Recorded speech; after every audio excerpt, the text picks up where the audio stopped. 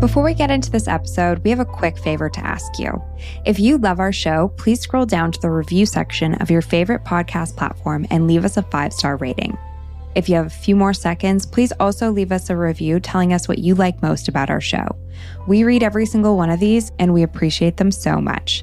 This will also help us grow and get into the ears of those who love true crime and food as much as you do. Thanks, and enjoy the episode.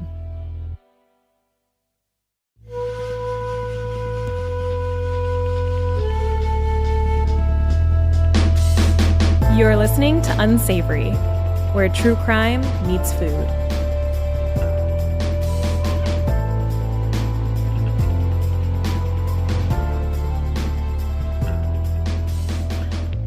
Hi everyone, I'm Sarah. And I'm Becca, and you're listening to Unsavory. And when this episode comes out, it will actually be Boxing Day. So we hope everyone's having a nice, relaxing holiday time with their family and friends, and maybe taking a nice snowy podcast walk with this episode. And gearing up for a happy new year. Ah, yes, the new year.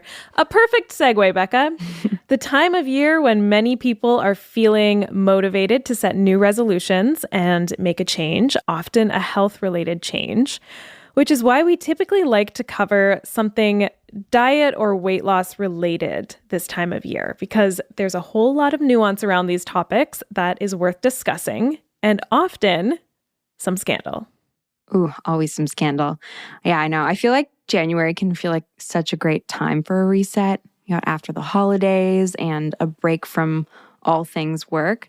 But sometimes the expectation for change around this time of year can be a bit overwhelming and stressful. So, I know. But if you haven't set any New Year's resolutions yet, don't worry. You can set personal goals any time of the year. Or not. Yeah, be a rebel. Set them now or set them never. It's totally up to you.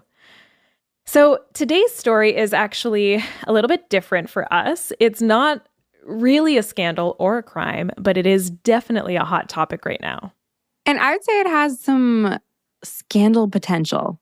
It does. It just feels like we've been down this path before. We are talking about Ozempic, the new miracle weight loss drug that's been rocketed into high demand after being touted by TikTok influencers and Beverly Hills medical spas. The catch? It's not actually meant for weight loss, and there are concerns that those who really need it might have difficulty accessing it. Okay, yeah, that does sound pretty dang scandalous to me. It's actually, it's kind of not scandalous yet, but it's nuanced. You'll see what I mean. Okay. And content warning, this episode will have quite a bit of discussion about intentional weight loss, which we don't actually talk about too often on the podcast. So if that's something you find difficult to listen to or doesn't align with your personal values or goals, you can skip this one. We have tons of episodes that feature fascinating stories that are not weight related at all. Are you ready, Becca? Yep, let's do it. Let's do it. The information in this podcast is for entertainment and educational purposes only. If you're interested in medical nutrition therapy or personalized nutrition advice, please talk to a physician or registered dietitian in your area. If you have a history of disordered eating, be advised that nutrition details will be discussed and take the steps you need to protect your recovery journey. All the citations and relevant links for anything mentioned in this episode will be in our show notes on our website, unsavorypodcast.com. This podcast may contain coarse language, mature subject matter, and content of a violent or disturbing nature. Listener discretion is advised. This is an independently produced podcast. If you'd like to donate to the podcast, you can sign up as a donor through the Patreon link in our bio. If you could rate, review, follow, and share our show with your true crime and food-loving friends, that would really help us out, and we will be forever grateful. We at Wondery, creators of Dr. Death, Scamfluencers, and Over My Dead Body, go deeper into complex true crime stories to give you an inside look at the facts. And now we're launching the ultimate true crime fan destination, Exhibit C. It's truly criminal. Wondery's Exhibit C gives you the detective's lens of all of the evidence, taking you step by step through the twists and turns of each true crime case. Join the Exhibit C online community to access exclusive show merchandise, member-only content, and to hear directly from top criminal and social justice experts, witnesses, and investigators as they take us beyond the evidence and into the case file. Join now by following Wondery Exhibit C on Facebook or find us on the web at WonderyExhibitC.com and listen to true crime podcasts on Wondery and Amazon Music. Exhibit C. It's truly criminal.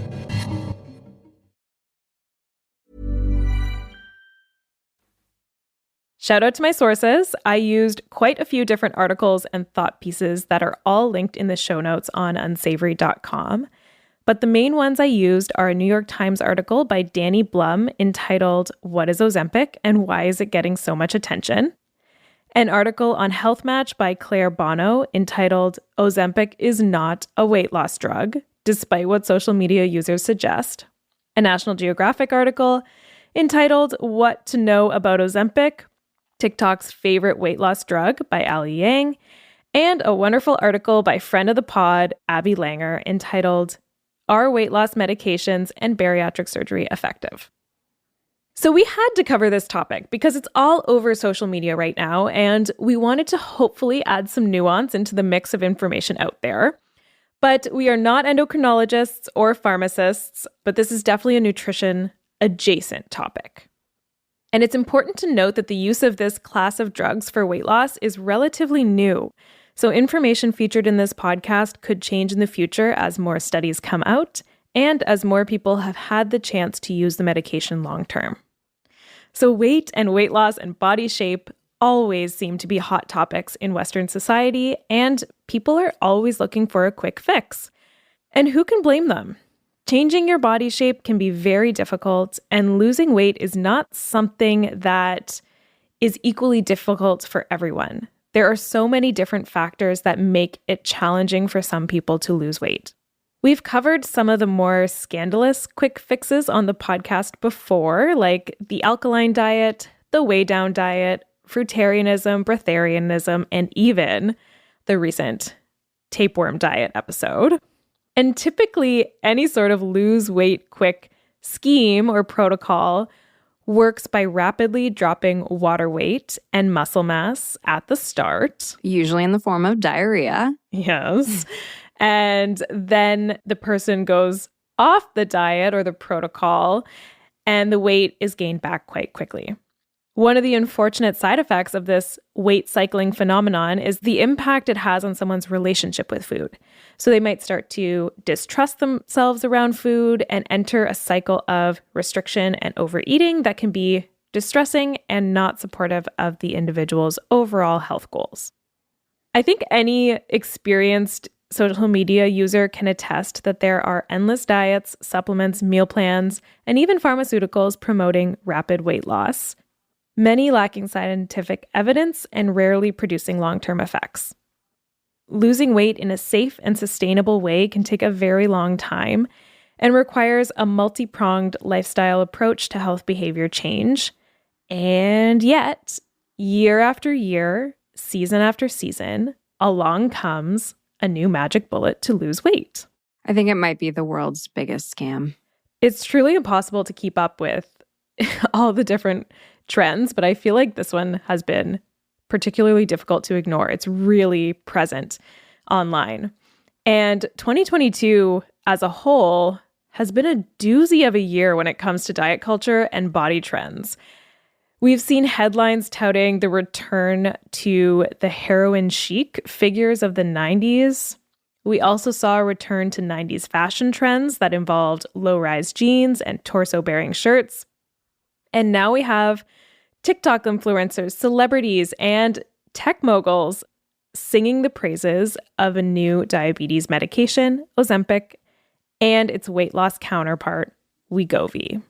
Now, I'm pretty skeptical by nature, but like most things in the nutrition and health world, the case with Ozempic is not so black and white. I think something like a hot new weight loss medication seems really scandalous for a couple of reasons. So first, weight loss medications have a pretty bad track record. That's almost undeniable, and I'll tell you a little bit more about that in just a sec. Historically, weight loss medications have been ineffective at best and dangerous at worst. I also think weight loss medications are kind of seen as this ultimate quick fix. And because some people still believe that weight is something that could be completely controlled by the individual, which is not the case, a pill could almost be seen like a shortcut or a moral failure, which it's not. So we know that when it comes to weight, multiple factors are at play, many of which are beyond individual control, including genetics, childhood habits, medical conditions, the physical environment that you live in, your mobility, and even your hormones. So given this complexity, it makes sense that weight loss medications are really nothing new. People have been searching for a quick fix since the dawn of time. Some of the first quick fixes for weight loss are described by Cyrannus of Ephesus, a Greek physician in the 2nd century. He prescribed elixirs of laxatives and diuretics, as well as heat, massage, and exercise, and low-calorie diets to help people lose weight. This remained the mainstay of treatment for millennia, and some of those techniques are not obsolete today. But in the 1920s and 30s, new treatments began to pop up. A thyroid medication that was effective for the treatment of hypothyroidism became popular for weight loss, but it had only a modest effect, and it mimicked the symptoms of hyperthyroidism as a side effect. So users would experience heart palpitations and difficulty sleeping. It didn't last. In the 60s and 70s, amphetamines like Dexedrine, aka Adderall, were widely used. The problem with amphetamines is that they have the potential to be addictive and can have some pretty serious side effects like high blood pressure and even psychosis. That makes me kind of think of the medication Vyvanse, which it's also an amphetamine similar to Adderall that is used for things like ADHD treatment. But it can also like decrease appetite pretty drastically. So you kind of like lose any want to eat food when you're on it, or at least some people do. And it was recently approved for binge eating disorder. Oh, yeah. But one thing that I've seen with like clients and things like that is that people who are on this medication, once it wears off, they're basically being put in a position where they're engaging in the behavior that they were trying to avoid in the first place.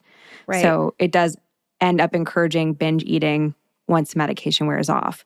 So it's one of those things that you kind of have to maintain, but there's just so many side effects if you were to continue to take Vyvanse morning and night that it's just not sustainable. So it's really tricky stuff with these amphetamines.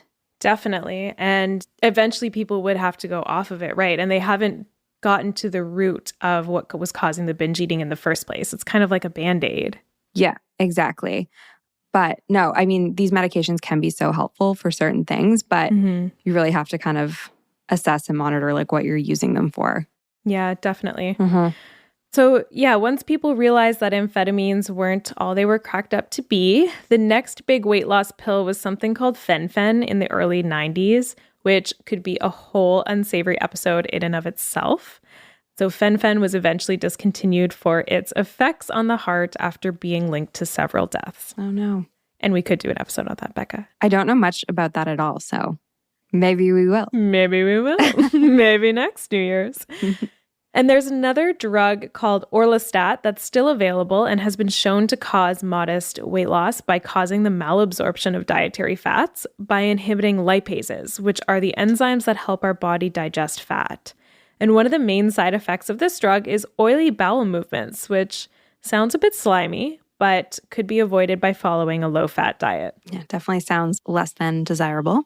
Yeah, I know. I'm sure, you'd probably never become constipated, so that's kind of a plus. But in comparison to some of the weight loss drugs of the past, Ozempic and Wegovy actually appear to be safer and more effective. So, what exactly is Ozempic? Ozempic is a diabetes medication created by Danish pharmaceutical giant Novo Nordisk. It's gained traction in recent years for its ability to lower blood sugar and improve levels of glycated hemoglobin, also known as A1C, which is a measure of blood sugar levels over a 3-month period. So, for those living with diabetes, the positive effects of Ozempic can be life-changing and improve their diabetes management long-term, which can help prevent some of the more severe complications of diabetes. There is also some pretty great research about the safety and benefits of Ozempic. So for example, when combined with a healthy diet and regular exercise, Ozempic has also been shown to improve blood sugar and lowered the risk of stroke, heart attack, or death in adults living with type 2 diabetes. And that was directly from the Ozempic website. And you'll note that even in that little snippet, it says when combined with a healthy diet and regular exercise.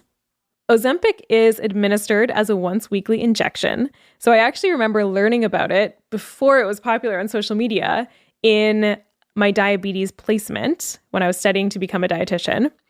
And it can be useful because it can be really helpful for individuals with diabetes who also have a hard time swallowing pills. So maybe they have dysphagia, or someone who has difficulty remembering to take daily medications, like they have memory issues. So the once-weekly injection format is very convenient for some.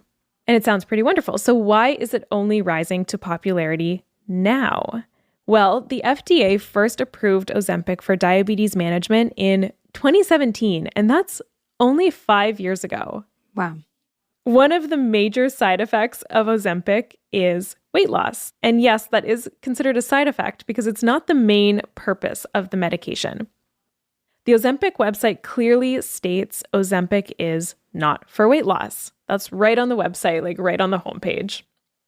And Ozempic has not been approved by the FDA for weight loss. I love how they have to put that right on the homepage. Yeah, right there. Is it front and center or is it No, it's like in asterisks. Yeah. But it's there. It's on the, it's not hidden. It's there. So this drug has only been around for 5 years. Like that is really not a long time. And it's not approved for weight loss. That's pretty crazy to me. Yeah. That it's so popular. But it does cause weight loss. And this can be an attractive feature of the medication for those who have struggled to lose weight for health reasons, but also for celebrities who are trying to meet and maintain unrealistic body standards, and even tech moguls trying to shed a few pounds.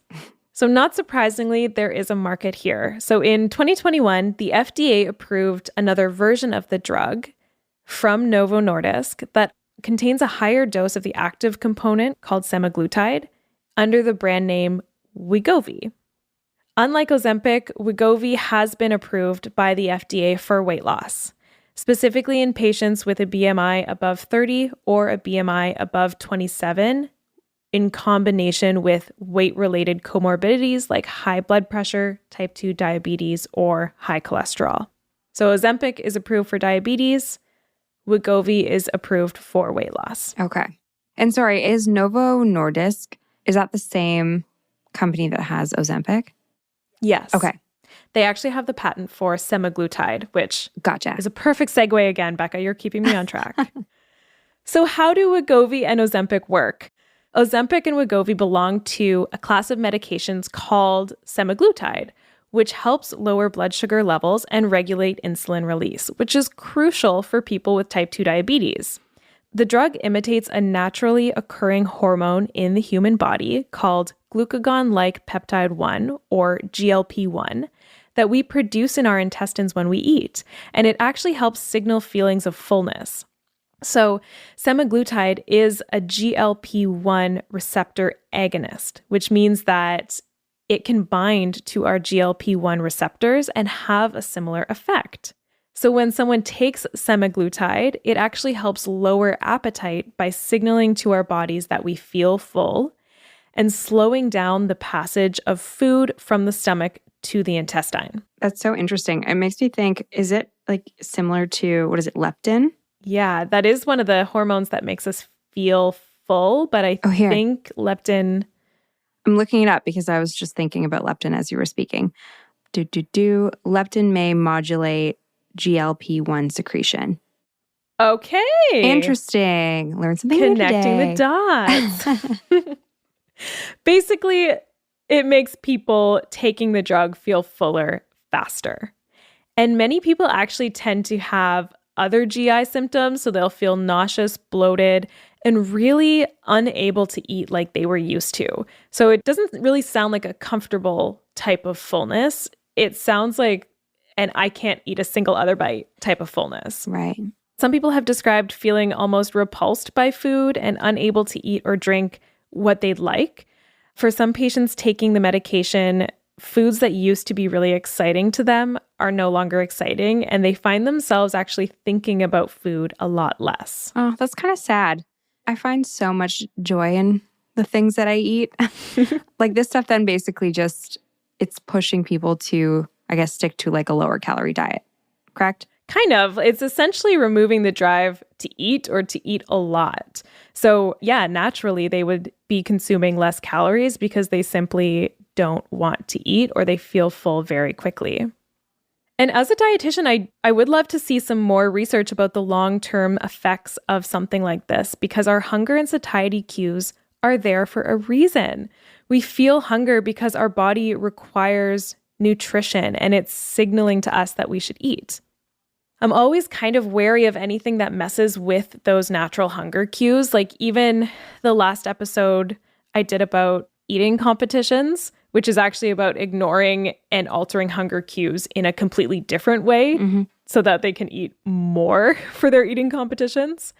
But it really makes you think about the long-term impacts of messing with your hunger signals and your hunger cues. Absolutely. So I think on something like Ozempic or Wegovy, when you're intentionally increasing your feelings of satiety and therefore decreasing your hunger signals, you'd have to be really conscious about making sure that you're consuming nutrient-dense foods with your reduced appetite so that you can avoid any nutrient deficiencies. But unfortunately, the drug hasn't really been around that long. So remember, Ozempic was approved in 2017, not for weight loss, and Wegovy was only approved for weight loss in 2021. Right. I feel like you made like a really good point there too. It makes me wonder what types of foods might seem the most appetizing when you're on this medication. Because personally, if I'm feeling nauseous, simple carbs are the way that I usually go.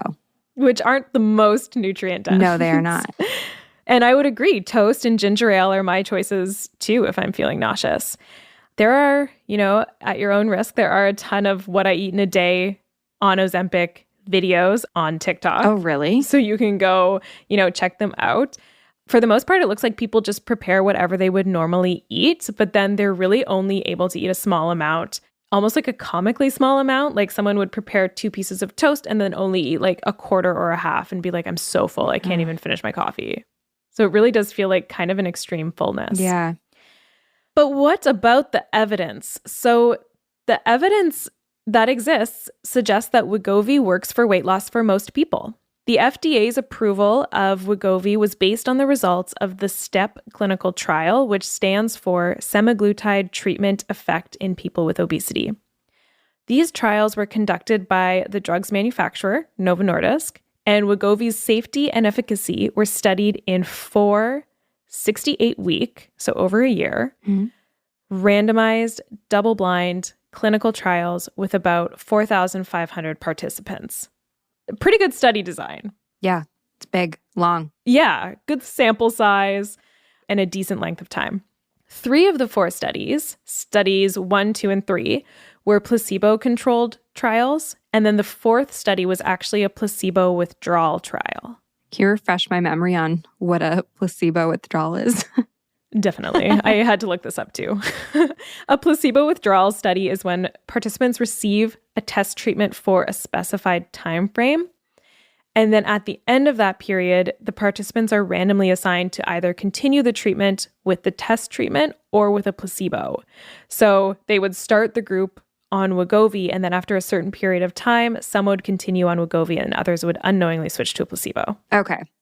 Yeah, I feel like that's ringing a bell in the very back side of my dusty brain. corner of your brain that hasn't been accessed in a very long time.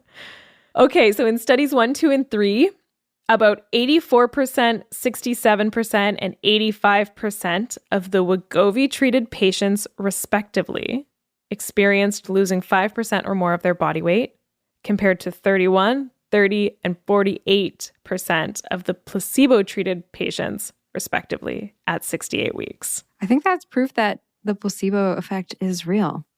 I know. The placebo effect there is pretty significant. Yeah. Basically, 30 to 50% of those receiving the placebo also lost weight.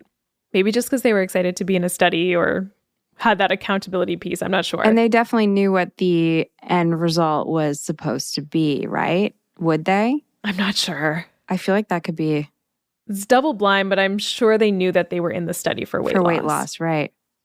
Yeah. So step 1 actually found that the mean reduction in body weight over the 68 weeks was about 15% of their body weight. That stat is kind of like the one that pops up most often. It was concluded that Wegovy was safe and overall well tolerated throughout the studies, and with the most prevalent adverse events being gastrointestinal issues. The most frequent side effects reported in patients treated with Wegovy during the clinical trials were nausea, diarrhea, vomiting, constipation, stomach discomfort, headache, tiredness, dizziness, bloating, hypoglycemia, gas, and heartburn. Yeesh. It sounds unpleasant, but at least based on this research, it seems to be effective in the short term. Another study published in April 2022 looked at the changes in body weight and the cardiometabolic risk factors upon getting off the drug and trying to maintain. So how long-term are these effects? And this study found that after a year, people had regained about 2/3 of the weight that they had lost. And the positive changes that they had seen in cardiometabolic risk factors like blood pressure, blood lipids, A1C, and C-reactive protein had actually reverted to baseline after about 120 weeks since discontinuing the medication. Wow. So these findings kind of reinforce what we were talking about earlier, like the results aren't very long lasting. Right. Yeah, it's definitely more of like a short-term solution if you can't continue on with the treatment. And I'm surprised too, like, I mean, they can't have that much knowledge on the long-term effects if it's only really been on the market and people have been able to take it for 5 years. Yeah. And I do wonder, we'll call a pharmacist friend, I don't know, how long is it safe for someone to be on this? Yeah. Is it safe for life? I don't know. I'm talking about Wegovy, not Ozempic. Ozempic? Yeah. I don't know. I'm not a pharmacist. Yeah, I know. Do we have one we can call? We'll ask someone at work. So like so many other quick fixes, we don't really have enough data to say if it works long-term or not. And once someone stops taking the medication that is basically suppressing their appetite and their appetite returns, it's very likely that they'll gain the weight back. The scandalous issue with Ozempic and Wegovy isn't whether or not it works, but instead who's using it, who has access to it, and why. So remember, Ozempic itself is not approved for weight loss. Wegovy is. Ozempic is only approved for diabetes management. So first of all, this medication is expensive. For someone without any insurance coverage of the drug, Ozempic costs about $1,000 and Wegovy costs about $1,600 for a 30-day supply. That's a lot. Yeah. And so if you don't qualify for it or you don't have insurance, then you're going to be paying out of pocket for this. And that's a pretty hefty price tag. And secondly, the medication has not been studied in people who don't have diabetes or excess weight. So these drugs weren't designed for people who want to be super, super thin. But unfortunately, rumors are swirling that that is exactly what might be happening, especially in Hollywood. And as an observer of diet culture in the media over the past, 3 decades of my life, I see that the pendulum of body trends is swinging back towards ultra thin. And the fact that there's a new quick fix in town to help people go from already thin bodies to ultra thin bodies is very scary. There are rumors that Kim K used Ozempic to fit into her Marilyn Monroe dress. This has not been confirmed, but she did tell Vogue that she lost about 16 pounds in 3 weeks to fit into the dress. And it all just feels very 90s. Like we've been here before, folks, and it wasn't great. Yeah. Let's not go back. On TikTok, #Ozempic or #Ozempic weight loss has been viewed over 465.3 million times, with people expressing shock and delight over their medication-induced weight loss and swapping different stories about side effects. And that is a lot of people interested in and possibly using a drug for weight loss that isn't actually approved for weight loss. Right.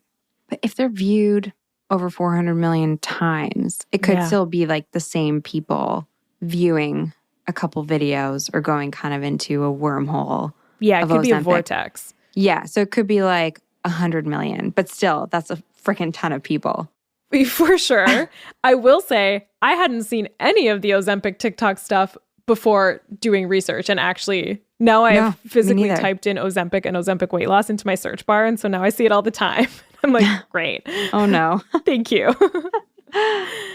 Interest in the medication was further boosted when Elon Musk was asked on Twitter, "Hey, Elon Musk, what's your secret? You look awesome, fit, ripped, and healthy. Lifting weights? Eating healthy?"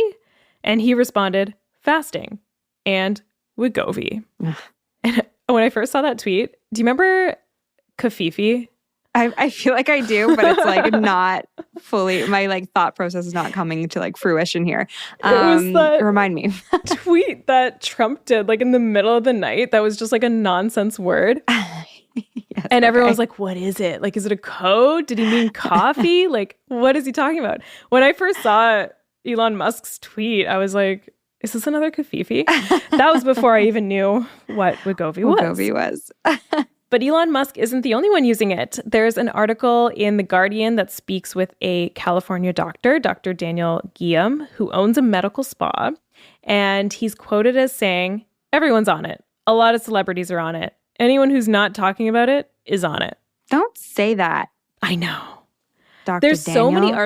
so many articles that like claim everyone in Hollywood is using it, or all the celebrities are on it, or like A-list actors are all on it.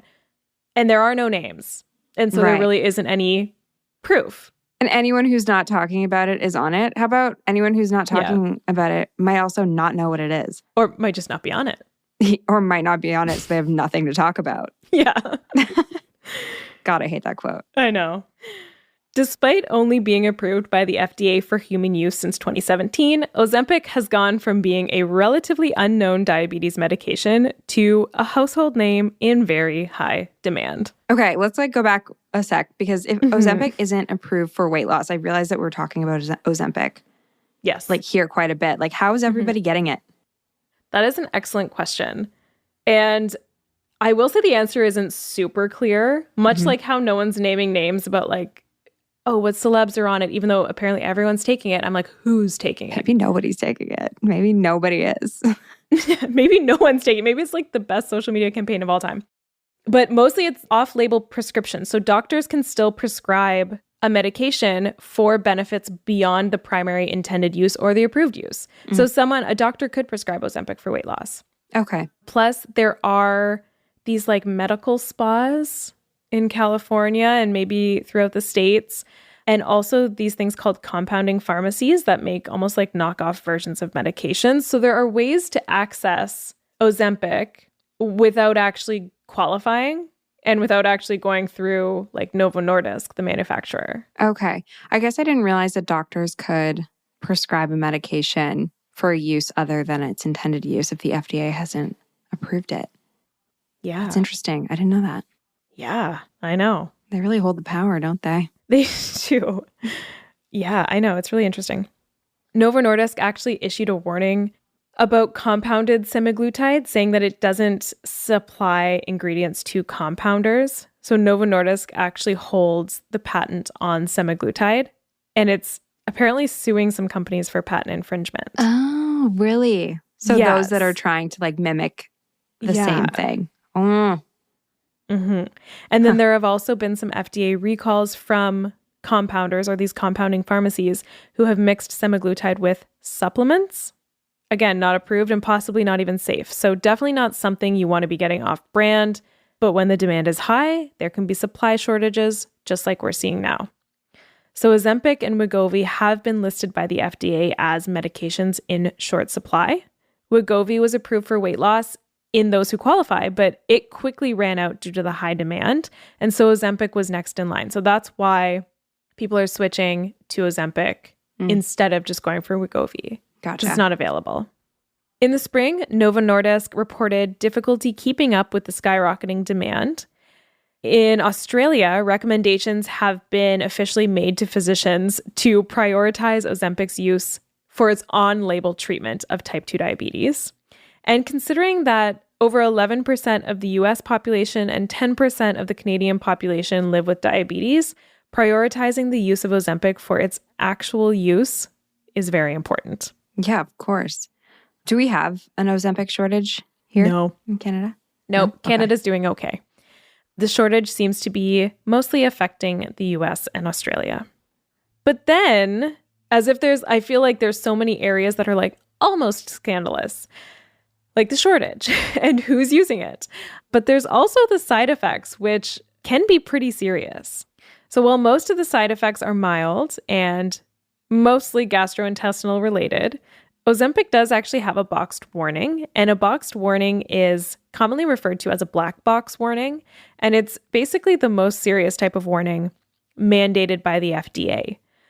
They are featured in the labeling of drugs to warn prescribers about serious adverse reactions or special problems. So the FDA issued this boxed warning because Ozempic has been shown to cause thyroid tumors and thyroid cancer in animals.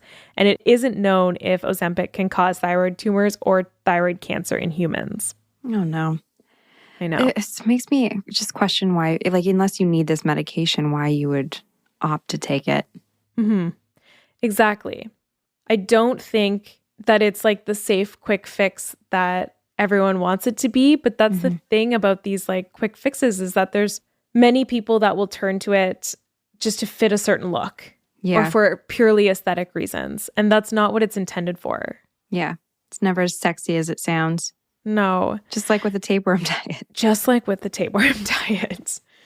And then, of course, like we said earlier, both Ozempic and Wegovy name GI issues like nausea, vomiting, diarrhea, and constipation as their most common side effects.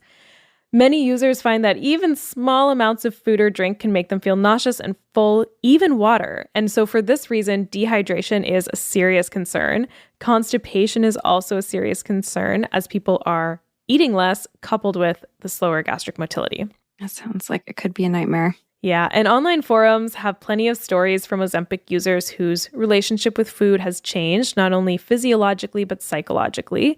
So people describe missing food and hating food at the same time, almost feeling repulsed by food, or wanting to eat food, ordering a beautiful steak at their favorite restaurant, and then not being able to have more than a few bites. And there's something just a little scandalous and unsettling about a weight loss medication that makes food so unappetizing that you don't want to eat it. Humans need food. Mm-hmm. There are so many personal reasons why someone might choose to take Ozempic or Wegovy. As with all medical decisions, the choice to take a medication is best left between you and your primary physician. Weight loss can be challenging, and starting Ozempic or Wegovy might provide people with the motivation they need to embrace further healthy lifestyle changes. I definitely spent some time scrolling through TikTok and watching videos of people's personal experiences, and there are plenty of people who describe a lifelong struggle with weight that led to their decision to take the medication. Ozempic and Wegovy are not for everyone, but I do think that it could be helpful for some. Of course, new information could come out at any time, as this drug really hasn't been around long enough to study the very long-term effects of what is essentially a medically induced very low-calorie diet. Given that New Year's is the classic time that individuals resolve to make a health-related behavior change, people might find themselves looking for a quick fix or a boost. Things in the world of weight loss are not always straightforward, and the path to success is not always clear and will look different for each and every one of us. And quick is usually not sustainable, as these medications have also proved. Yeah. For sure. One thing I do recommend, though, even if your goal is weight loss, is shifting the focus away from the number on the scale or on your clothing tags and focusing more on how you feel as you make healthier choices. So things like, are you sleeping better? Are you moving easier? Feeling stronger, breathing better, having more energy, even regular bowel movements. There are so many different markers of health that don't involve tracking numbers. And when you shift your focus to these other aspects, it can be easier to stay motivated and recognize the progress that you've made. I love that. I feel like focusing on specific numbers can often mean you're missing the bigger picture. Mm-hmm. I mean, most of the things you just named are a better representation of health than weight loss anyways. But that was a great episode. I came into it like knowing so little about these medications, and I genuinely do feel like their sale for weight loss does teeter the line of being extremely scandalous, but I feel like I learned a lot. It teeters. It definitely teeters. It's got the feel, but I feel like it's not scandalous yet. If it ever will be, who knows, you know? Yeah. I mean, hopefully it won't be. Hopefully it won't be. Hopefully we avoid it altogether. Of course, yeah, hopefully it won't be. Hopefully it'll be all fine. We'll check back in 10 years. Sounds good. Okay. Make your own study. All right. Happy New Year, Becca. Happy New Year. Thanks for tuning in, everyone. Bye. Bye. Thanks for listening to this episode of Unsavory. You can find all of the references and materials used to put this episode together in our show notes at unsavorypodcast.com. This is an independently produced podcast. If you enjoyed this episode, we would love it if you would rate, review, follow, and share our show with your true crime and food-loving friends. This is the best way that you can support us for free. If you'd like to donate to our podcast, you can sign up as a donor through our Patreon link in our bio. For more information, follow us on Instagram at Unsavory Podcast. If you have an idea for an episode or segment, email us at unsavorypod@gmail.com. This podcast was recorded and edited by Jeff Devine. Learn more at Jeff Devine Sound on Instagram.